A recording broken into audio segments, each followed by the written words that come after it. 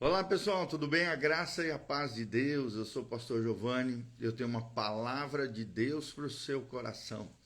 Hoje estamos aqui no capítulo 4, numa série de estudos de 1 Tessalonicenses, capítulo 4.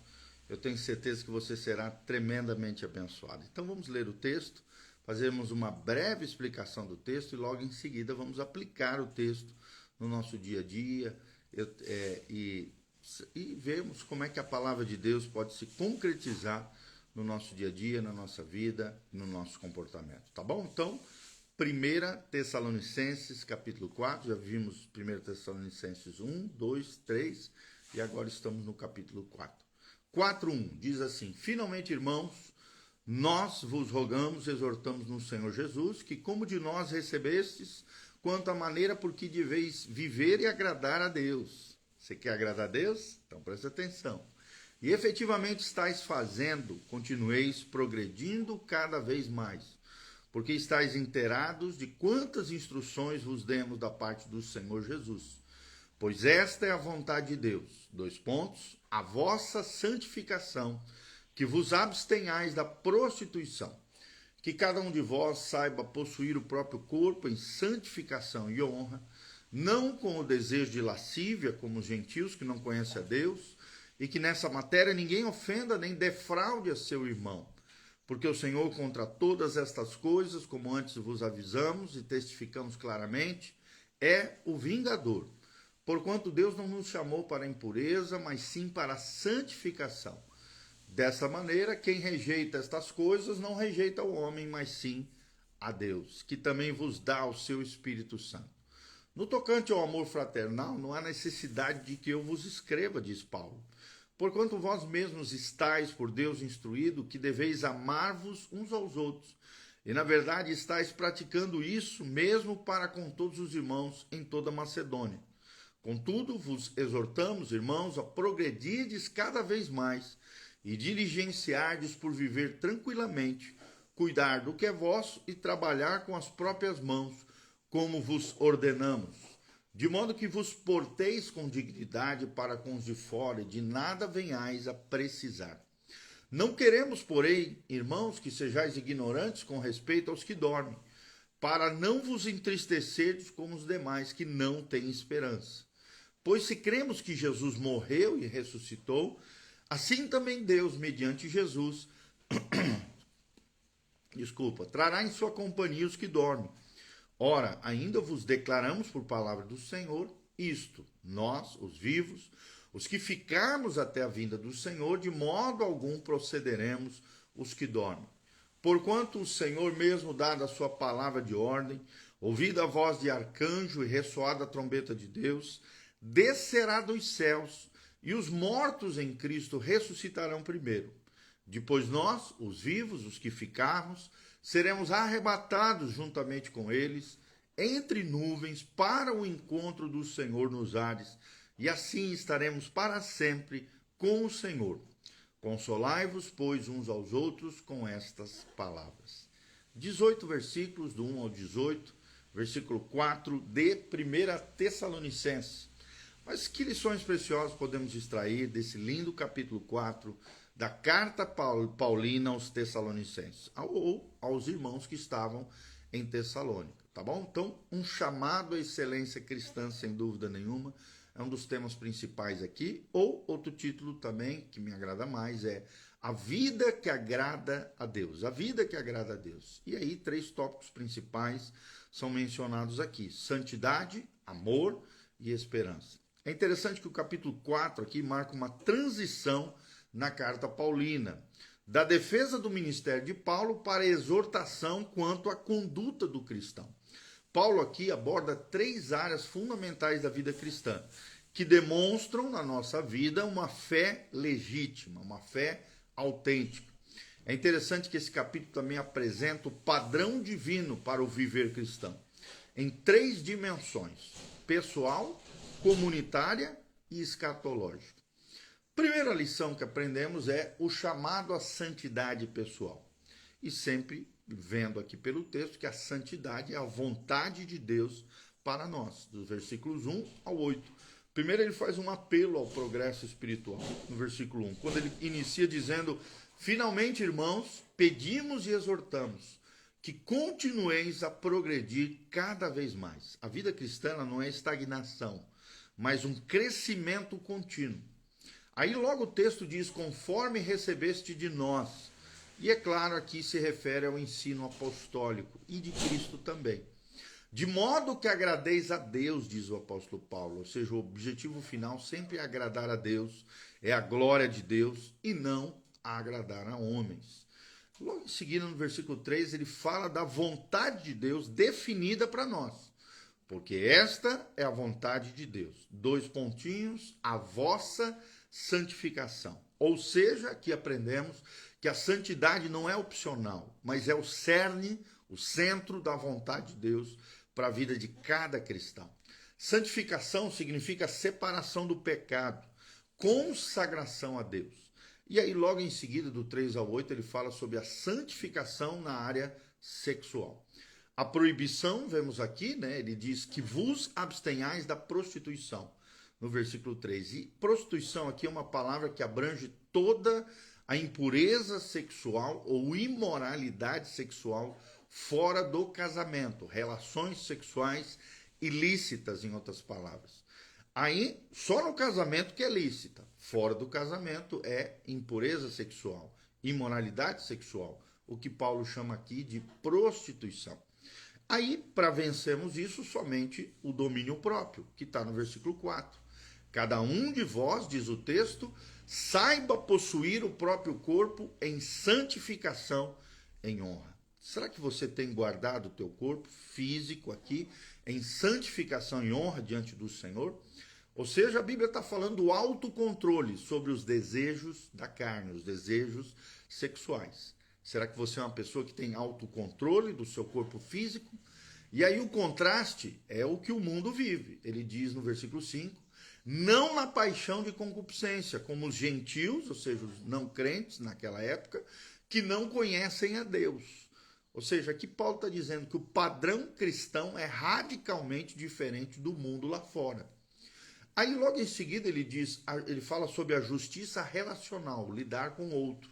Ninguém oprima o seu irmão, no versículo 6. Ou seja, o pecado sexual sempre fere a pessoa que está praticando, mas é capaz também de ferir outras pessoas. E a base teológica que ele usa está no versículo 6 também, porque o Senhor é vingador de todas essas coisas. O Senhor é vingador de todas essas coisas. Ou seja, Deus julgará os transgressores, aqueles que quebrarem a lei de Deus com relação a relações sexuais ilícitas. E qual é o chamado final? Está no versículo 7. Deus não nos chamou para a impureza, mas para a santificação, diz o texto sagrado. E a autoridade divina da exortação nós vemos no versículo 8. Quem rejeita estas coisas, diz Paulo, não rejeita o homem, em outras palavras, não rejeita ele como apóstolo, como ser humano, mas rejeita a Deus, diz o texto. Rejeitar a santidade é rejeitar o próprio Deus. Vou repetir, rejeitar a santidade proclamada na Bíblia é rejeitar o próprio Deus. E aí, para fechar, ele diz, quem vos dá o seu Espírito Santo? O Espírito Santo é quem nos capacita para vivermos em santidade, consagração, em piedade diante de Deus. Aí temos o segundo ponto, segunda lição, o chamado ao amor fraterno. O serviço cristão, dos versículos 9 ao 12. Ele traz o amor como ensino divino no 9. Acerca do amor fraternal, não necessitais de que vos escreva, diz Paulo. Ou seja, eles já demonstravam amor genuíno no seu dia a dia, na sua vida, juntamente ali com os apóstolos no seio das comunidades. Aí, logo em seguida, o texto diz, porque vós mesmos estáis instruídos por Deus a amar-vos uns aos outros. Ou seja, o amor cristão é sobrenatural e é ensinado pelo próprio Espírito Santo do nosso interior e manifestado através do nosso comportamento exterior, é claro. Versículo 10, ele fala sobre a ampliação do amor, quando ele diz no texto, com efeito, praticais para com todos os irmãos. Ou seja, o amor já era uma realidade. E logo em seguida o texto diz, exortando-vos, porém, a que cresçais ainda mais. Em outras palavras, ele está dizendo que o amor deve ser crescente e expansivo. Aí do 11 ao 12 ele fala das manifestações práticas do amor. Ou seja, ambicionar, desejar viver tranquilamente. E como é que a gente faz isso? Evitando conflitos e agitações desnecessárias. Segundo lugar, ele fala de cuidar o que é vosso. Ou seja, sermos responsáveis com as nossas próprias obrigações, com as nossas próprias responsabilidades. Terceiro lugar, trabalhar com as próprias mãos. Em outras palavras, rejeitar a ociosidade, a preguiça e a dependência injustificada. E como resultado, está no versículo 12, ande decentemente. Ou seja, tenha um testemunho positivo para os de perto e os de fora.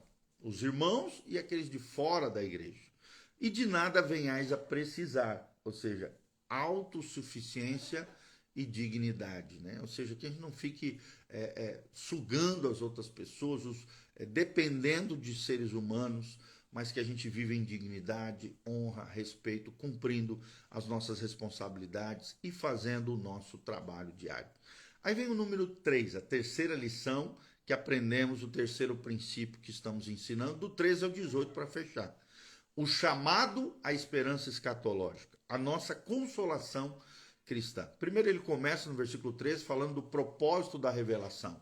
Quando ele diz, não queremos, porém, irmãos, que sejais ignorantes. Em outras palavras, a doutrina é para iluminar e não para confundir. Acerca dos que dormem, diz o texto sagrado, termo bíblico para os crentes que faleceram, que já morreram fisicamente. Logo em seguida o texto diz, para não vos entristecer como os demais que não têm esperança, ou seja, os ímpios. O cristão é diferente. A esperança cristã transforma o luto, porque o nosso entendimento é que a morte física é apenas uma passagem de uma experiência inferior para uma vivência e experiência superior com o Senhor. Tá bom? Aí, logo em seguida, vemos a base da nossa esperança, que é a ressurreição de Cristo, mencionada no versículo 14. Porque se cremos que Jesus morreu e ressuscitou, ou seja, ele está trazendo aqui um fato histórico da ressurreição de Cristo como o alicerce da nossa fé cristã. E logo em seguida ele diz, assim também Deus, mediante Jesus, trará juntamente em sua companhia os que dormem. Em outras palavras, os crentes falecidos estão com Cristo e voltarão com ele em glória, né? É o que diz o texto sagrado. Do 15 ao 17, fala sobre a revelação do arrebatamento. Qual é a base da revelação? Isto vos declaramos por palavra do Senhor, versículo 15. Não é especulação, mas uma revelação divina. A sequência dos eventos é essa.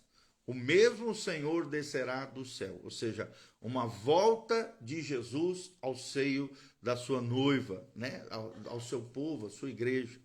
Com alarido e voz de arcanjo e com a trombeta de Deus, diz o versículo 16. Será uma manifestação gloriosa e audível para aqueles que estiverem em sintonia com o céu, cheios do Espírito Santo de Deus, se separando, se consagrando e vivendo uma vida santa diante do Senhor. Aí no 16 ele ainda menciona, e os que morreram em Cristo ressuscitarão primeiro. Ou seja, a prioridade é dos santos falecidos. E logo em seguida ele diz, depois nós, os que ficarmos vivos, seremos arrebatados juntamente com eles. Os crentes vivos serão transformados. Leia lá no finalzinho de 1 Coríntios 15, também fala sobre esse grande episódio chamado arrebatamento da igreja, ou também conhecido como a volta de Cristo, a volta de Jesus. E, em quinto lugar, para o encontro do Senhor nos ares, ou seja, será um encontro glorioso com Cristo lá no céu, e o resultado eterno é que assim estaremos para sempre com o Senhor. É o que menciona no versículo 17. A comunhão eterna com Cristo e ininterrupta para todo sempre estaremos com Ele. Aí ele finaliza aqui com uma aplicação prática para nós no versículo 18. Consolai-vos, pois, uns aos outros com estas palavras. Em outras palavras, a doutrina escatológica ela tem um propósito pastoral. Consolar aqueles que sofrem, consolar aqueles que estão vivendo a vida mediante as suas dificuldades, de que toda dor e sofrimento que nós passamos nessa vida é temporal, porque algo glorioso ainda nos aguarda lá no céu. Como o próprio Paulo fala, né, em Romanos 8, a nossa leve e momentânea tribulação não hão de se comparar com a glória que há de ser revelada a nós. Tá bom? Então, concluindo tudo, fechando tudo, como é que podemos aplicar de forma prática tudo isso que nós aprendemos? 1 Tessalonicenses 4. Em primeiro lugar, querido, pratique a santidade como estilo de vida. Em um mundo de impureza sexual, sujeira, corrupção, mantenha o seu corpo e a sua mente santos para Deus. Segundo lugar, cresça no amor fraternal. Não se contente com o seu amor atual. Procure amar mais e melhorar a cada dia nos seus afetos, nas suas relações humanas. Terceiro lugar, trabalhe com afinco e diligência. Seja um exemplo de responsabilidade, de integridade e de produtividade no seu trabalho, honrando sempre a Cristo e vivendo para a glória de Deus. Em quarto lugar, viva na expectativa da volta de Cristo. Viva na expectativa da volta de Cristo. Essa esperança deve consolar o seu e o meu coração e purificar as nossas vidas diante do Senhor. E em quinto lugar, console os aflitos com a verdade da volta de Jesus. Fale de Jesus, fale da volta de Jesus. Use a doutrina do arrebatamento para trazer conforto aos que perderam entes queridos em Cristo Jesus. Então, o grande desafio final para nós é esse. Que a nossa vida seja um triunfo da graça de Deus. Que seja santa a nossa conduta diante de Deus. Que sejamos amorosos, afetuosos nos nossos relacionamentos e esperançosos na nossa esperança eterna, aguardando o glorioso dia em que estaremos para sempre com o nosso Senhor Jesus Cristo, o amado da nossa alma. Amém? Quero mandar um abraço para a Regininha, Ana Paula Rossi, o Jackson Martins, o Urbano Argentino, todos os nossos amados irmãos estão aqui online conosco. Que Deus os abençoe em nome de Jesus. Feche os seus olhos, quero terminar orando pela sua vida. Antes de já, não esqueça de dar um joinha, apertar no sininho, seguir o nosso canal, compartilhar esse vídeo com outras pessoas. Também deixe nos comentários o que você aprendeu, de onde você está nos assistindo, qual é o seu nome, o que Deus falou no seu coração. Qualquer pedido de oração, coloca aqui embaixo, aqui nos comentários, e eu tenho certeza que nós vamos estar orando por você e vamos ficar muito felizes de ter o seu feedback, né, o seu retorno daquilo que Deus falou com você através desse devocional, tá bom? Aqui no link de descrição também tem todas as informações da nossa igreja, horário de culto, endereço da igreja, as informações de mídias sociais, as informações para a contribuição. Se levante como um cooperador fiel dessa obra linda que Deus está fazendo. Desde já nós agradecemos o afeto, o carinho, o amor dos irmãos por você estar conectado conosco, e compartilhe esse link com outras pessoas. Eu tenho certeza que muita gente pode ser abençoada, consolada e criar uma esperança escatológica, esperançosa no Senhor, tá bom? Feche os seus olhos, coloca a mão no seu coração. Pai, no nome de Jesus, te louvamos e agradecemos por esse momento glorioso, profético na tua palavra, onde aprendemos, ó Deus, essas coisas tão lindas, que a vontade de Deus para nós é a nossa santificação, que podemos crescer e nos desenvolver no amor relacional, na separação para contigo, no exemplo de Jesus na nossa vida, nas nossas relações, nos nossos afetos, relacionamentos puros, honestos, sinceros, ó Deus, e mais do que isso, também gerar no nosso coração, lendo a tua palavra, a esperança gloriosa do retorno triunfal de Jesus Cristo, nosso Senhor e Salvador, e a nossa união com Ele na volta de Jesus, ou na nossa morte física, nos encontrarmos com Ele em glória e graça diante da tua face, diante do Senhor. Senhor, nós queremos nos consagrar, queremos nos dedicar ao Senhor. Nos ajude a manter um corpo santo, uma mente santa, uma vida santa, consagrada e dedicada no teu altar. Abençoe os teus filhos, a tua casa, a tua igreja. Manifesta o teu poder, a tua glória sobre os teus filhos. Sobre cada um de nós te pedimos essa graça, te louvamos e te adoramos, porque o Senhor é tudo para nós, é o nosso tesouro, é a nossa herança, é a nossa esperança. Pai, continua nos abençoando, nos capacitando a vivermos uma vida que agrade o teu coração. É o que nós te pedimos de todo o coração, no nome de Jesus. Amém Amém e amém. Um abraço. Não esqueça, se você estiver no YouTube, de se tornar nosso assinante. E se você quiser receber nossos devocionais todos os dias, coloque aqui nos comentários o seu DDD, né? E também o seu telefone, o WhatsApp, o seu WhatsApp, que a gente adiciona você na nossa lista de transmissão. Então você vai ficar sabendo todos os nossos devocionais, nossas pregações, quando vão saindo, você vai receber já através da nossa lista de transmissão, tá bom? Deixe nos comentários aqui, estaremos abençoando a sua vida, orando por você, e vai ser uma bênção no nome de Jesus. Não esqueça de vir nos visitar, Igreja Casa na Rocha, toda terça-feira, às 19h30, temos o nosso Instituto Bíblico Casa na Rocha, mas também todo domingo temos 2 cultos, às 9 horas da manhã e às 19 horas. De segunda a quinta noite também temos as nossas células nas casas, os nossos grupos pequenos, onde compartilhamos juntos trechos inteiros da palavra de Deus, estudamos livros inteiros da Bíblia, oramos uns pelos outros e temos momentos de comunhão maravilhosos. Então venha fazer parte dessa comunidade de fé, continue conectado conosco e compartilhe esse vídeo através das suas redes sociais, tá bom? Dá um joinha, aperta no sininho, compartilha e Deus seja contigo, louvado seja o nome do Senhor.